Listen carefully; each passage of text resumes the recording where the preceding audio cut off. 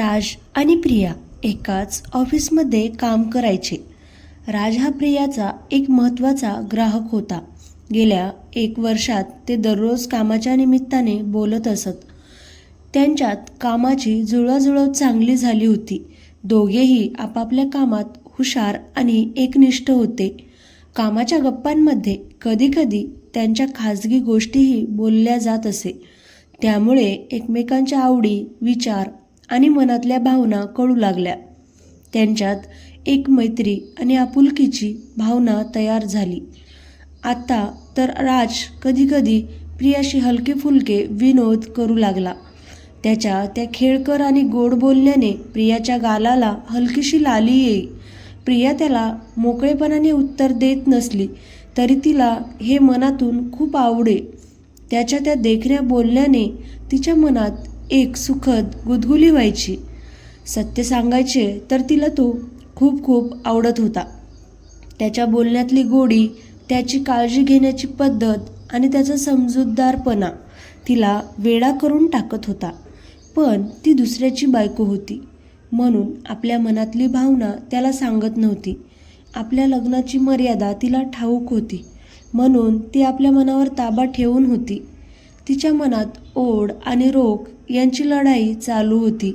राजच्या प्रत्येक प्रेमशब्दाने तिच्या मनात हलकीशी हालचाल व्हायची. तिच्या छातीत धडधड वाढायची आणि चेहऱ्यावर एक निराळी चमक दिसायची. पण ती लगेच सावध होऊन आपल्या भावना दाबून टाकायची. तिच्या मनात राजसाठी एक वेगळीच जागा बनली होती. त्याच्याशिवाय तिला सगळं अर्धवट वाटे. पण लग्नाची जाणीव तिला नेहमी आपल्या भावना दाबायला भाग पाडत होती. तिच्या मनात दुविधा होती. कामानिमित्त राज 4 दिवसांसाठी मुंबईला आला होता. हे कळताच प्रियाला खूप सुखावले. तिला त्याला प्रत्यक्ष भेटण्याची प्रबळ इच्छा होती.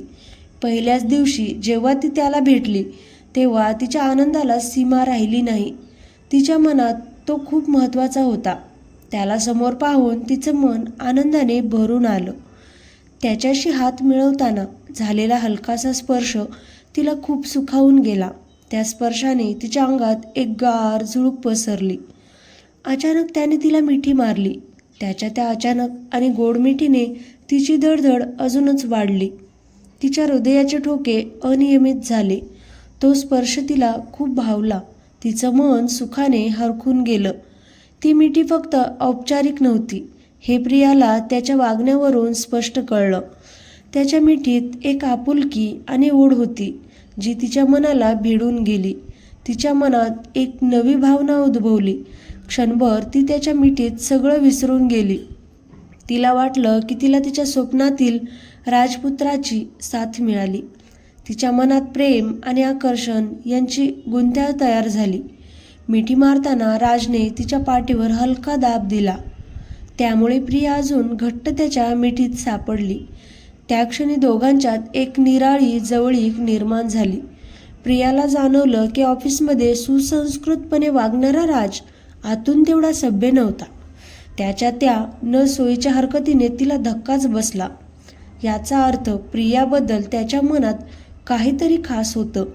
त्याच्या त्या प्रेमळ हल्ल्याने प्रियाच्या मनात त्याच्याबद्दलची ओढ अजून तीव्र झाली. तिच्या मनाची धडधड थांबायचे नाव घेत नव्हती. तो दिवस कसाबसा कामात गेला. प्रियाचं मन मात्र दिवसभर राजच्या विचारात गुरफटून होतं. त्याच्या भेटीचे आणि मिठीचे क्षण तिला सारखे आठवत होते. संध्याकाळी तो हॉटेलवर जाणार होता म्हणून प्रियाने त्याला हॉटेलवर सोडायचं ठरवलं.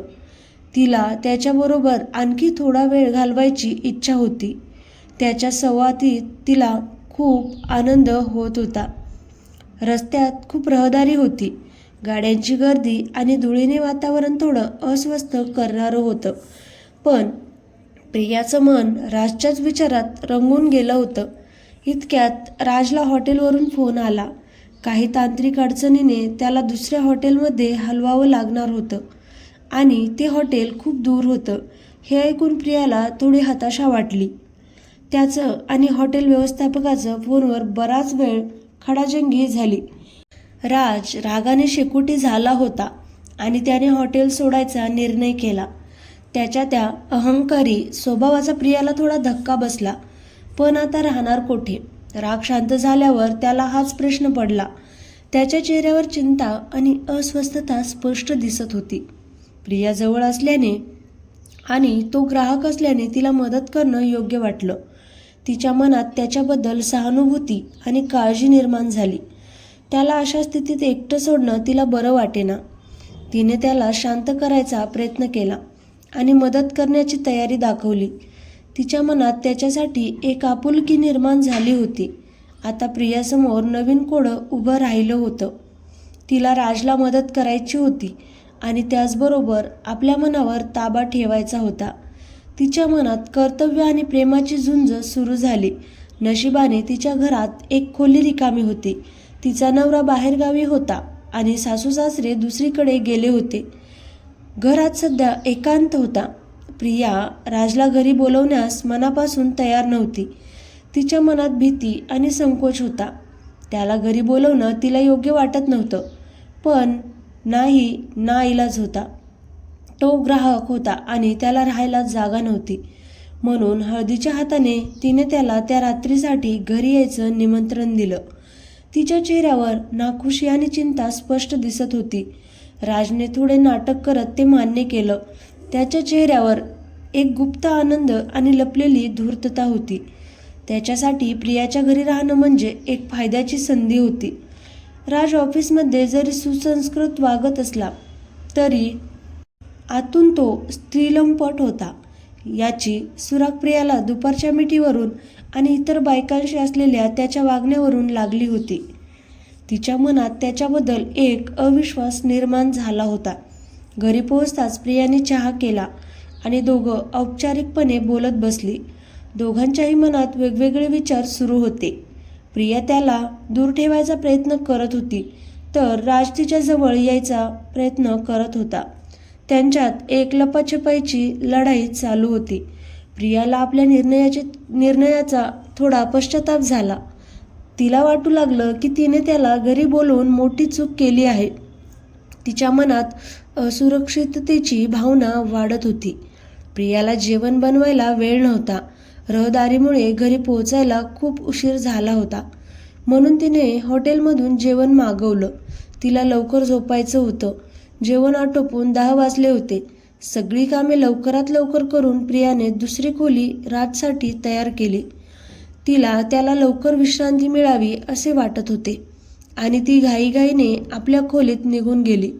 तिला थकवा जाणवत होता आणि तिला शांतपणे झोपावेसे वाटत होते. तिच्या मनात राजची थोडी भीती होतीच. इकडे राजला प्रिया आणि तो घरात एकटे असल्याचा फायदा होत होता. तो तिच्याकडे आकर्षित होऊ लागला होता. त्याच्या मनात अनेक विचार येत होते, पण प्रियाची मानसिकता त्याला समजत नव्हती. दिवसभरात त्याने तिच्या मनातले ओळखण्याचा खूप प्रयत्न केला, पण प्रिया त्याच्याशी केवळ औपचारिकतेने वागली. तो मग व्हिडिओ पाहत प्रियाला डोळ्यांपुढे आणत आपली तहान खोट्या तृप्तीने भागवू लागला. त्याच्या मनात अधीरता वाढत होती. व्हिडिओ पाहता पाहता तो प्रियाला विचारात घेऊ लागला. त्याच्या डोक्यात अनेक विचार धुमाकूळ घालत होते. त्याला आता प्रियाला खरेपणाने अनुभवण्याची इच्छा होती. त्याच्या मनात वाईट विचार येऊ लागले. प्रिया घरात एकटी आहे आणि तिला त्याच्या खऱ्या रूपाची कल्पना नाही याचा फायदा घ्यायचा विचार तो करू लागला. बराच वेळ व्हिडिओ पाहिल्यावर त्याला तहान लागली. त्याचा गळा कोरडा पडला होता, पण तो पाणी प्यायला स्वयंपाकघरात गेला. पाणी पिऊन परत येताना त्याला प्रियाच्या खोलीतून आवाज येऊ लागले. नुकताच व्हिडिओ पाहिल्याने त्याने ते आवाज लगेच ओळखले. त्या आवाजाने त्याच्या मनातली ओढ अजून वाढली. राजच्या मनात एक उर्मी आली.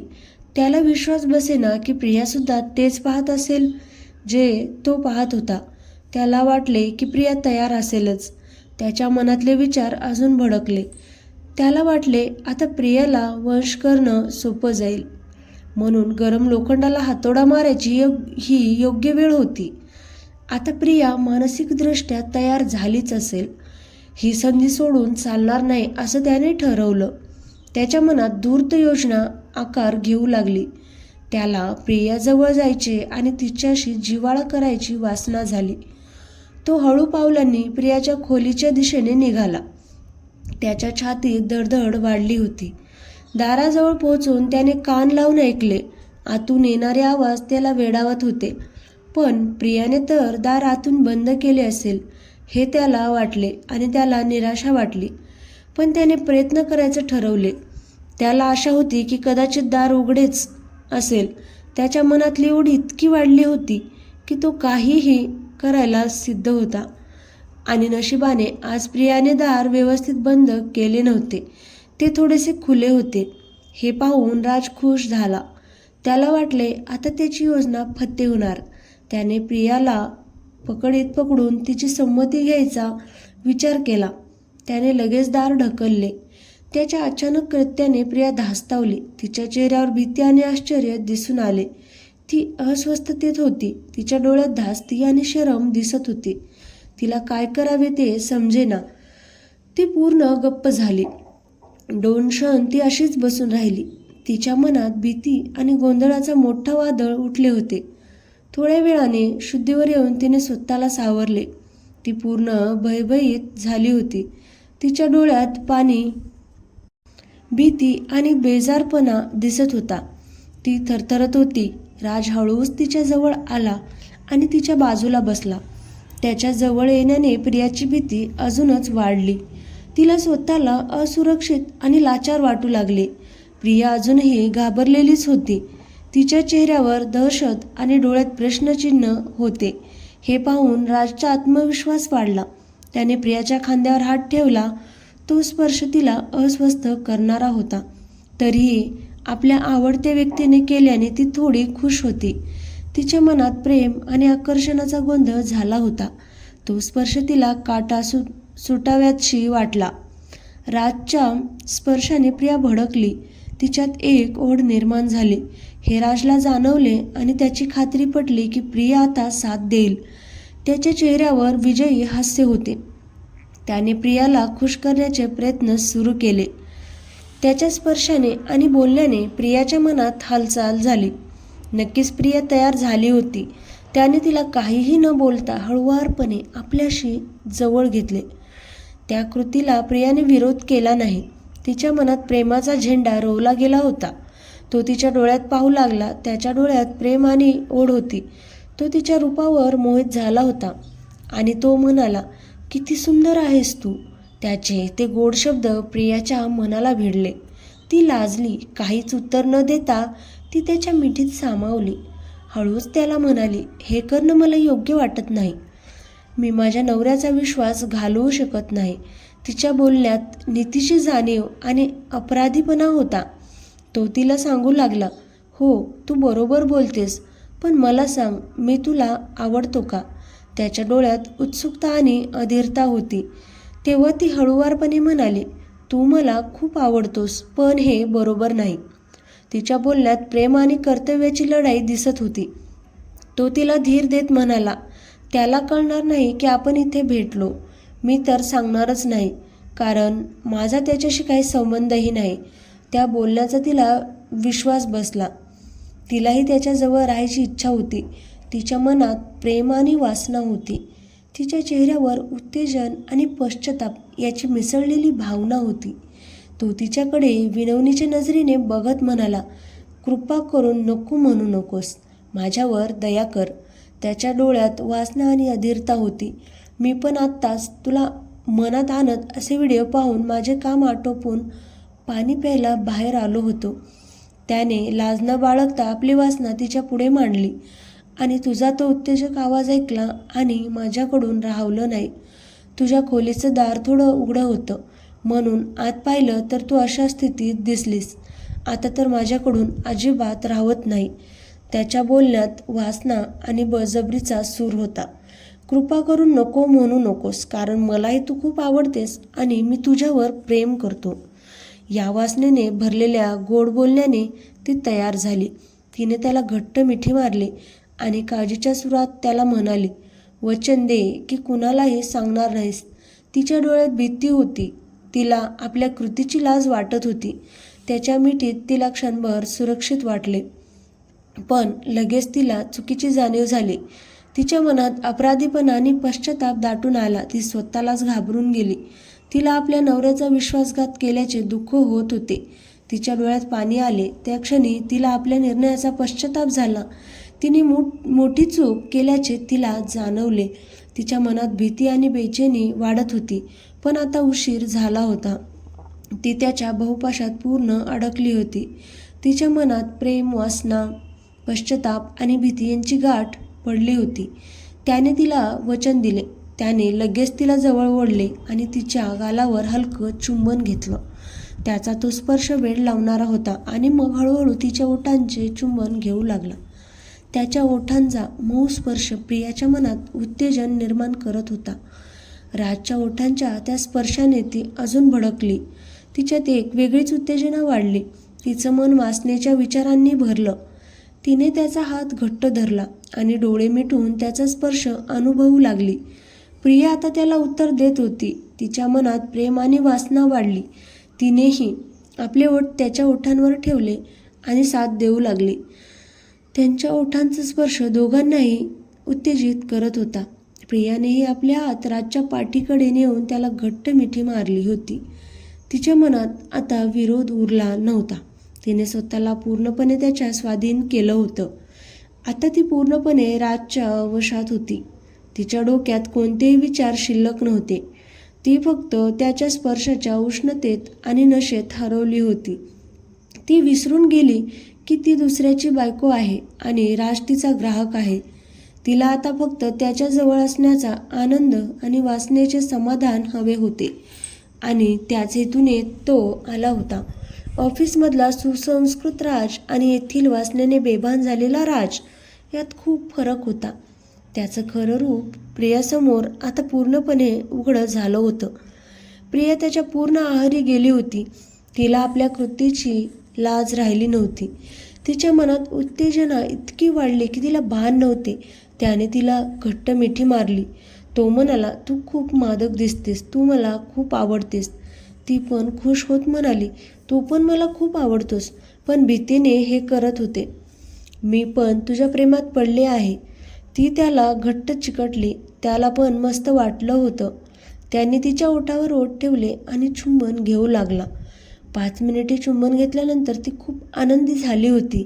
ती त्याला म्हणत होती, माझे तुझ्यावर खूप प्रेम आहे. आता तो तिच्यावर तुटून पडला आणि प्रेमाने चुंबन घेत मजा घेऊ लागला. तिला चावट हाताळणी करत तो जे करत होता ती पण त्या गजबजच्या सुखात हरवून गेली होती. तिच्या डोळ्यात एक निराळी चमक होती आणि चेहऱ्यावर तृप्तीचे भाव स्पष्ट दिसत होते. ती प्रत्येक क्षणाचा भरपूर आनंद घेत होती आणि तिची मनोकामना पूर्ण होत होती. आणि मग असा क्षण आला जेव्हा ते दोघे एका विलक्षण शांततेत विलीन झाले. पाहता पाहता ते एका परम शिखरावर पोहोचले आणि शांत पडले. तो तिच्या मिठीत शिरून शांत झोपला. सकाळी उठून त्यांनी पुन्हा प्रेमाचे सोहळे केले. नंतर ती म्हणाली, आजचा दिवस तू माझ्यासोबतच राहशील का? त्याला पण तेच पाहिजे होते आणि तो दिवसभर तिथे थांबला आणि खूप मज्जा त्यांनी केली. तर मित्रांनो, कथा कशी वाटली कमेंट करून सांगा आणि चॅनलला सबस्क्राईब करा. धन्यवाद.